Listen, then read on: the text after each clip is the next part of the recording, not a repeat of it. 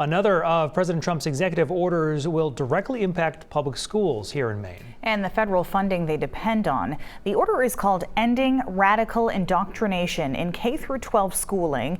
It calls for teachers to use curriculum that focuses on patriotism and to refrain from teaching about race, diversity, and gender identity.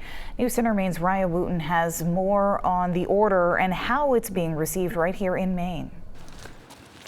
Instructions outlining what can and cannot be taught in K-12 public schools in the U.S. are now coming straight from the White House. I think it's really important for kids to just be educated.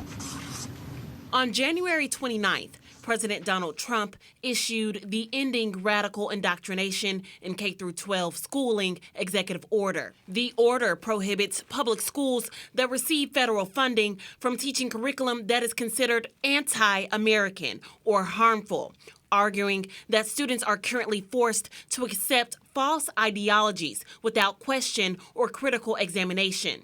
Under the order, teaching about gender identity, diversity, equity, and inclusion, the impacts of racism on society and American history are all prohibited.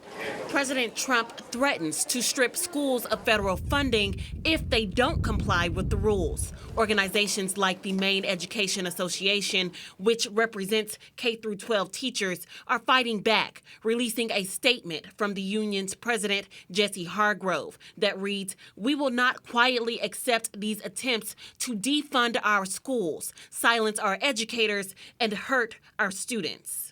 The University of Maine System's External Affairs Officer Samantha Warren notes that teachers in Maine are required to complete a course in diversity-centered content to earn their teacher certificate. Warren adds that UMS wants to understand the executive order's possible impact on state law before making changes to its programs.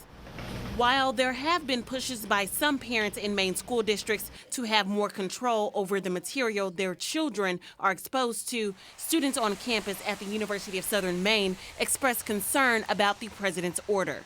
I think it's very scary. I personally get affected by this. I have a transgender brother at home. And does it make you concerned about students who are in those grades, K through 12, about whether they'll have an accurate understanding of civics, of history of the country that we live in?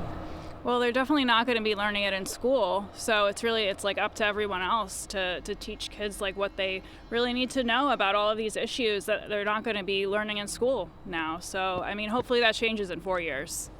In Portland, Raya Wooten, News Center Maine.